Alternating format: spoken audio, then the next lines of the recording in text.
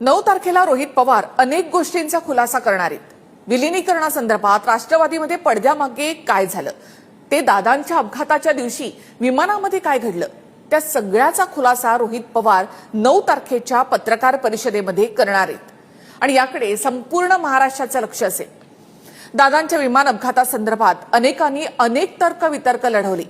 चर्चा अपघात की घातपात इथपर्यंत पोहोचली।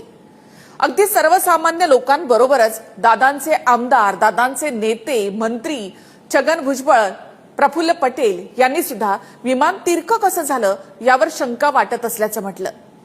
खरं तर शरद पवारांनी अपघाताच्याच दिवशी पत्रकार परिषद घेऊन यामध्ये काही घातपात नाही, यामध्ये राजकारण आणू नका असं आवाहन केलं होतं। मग रोहित पवार असं का म्हणतात? विमानामध्ये काय घडलं ते समोर आणणार। रोहित पवार यांनाही या अपघातासंदर्भात काही शंका आहे का?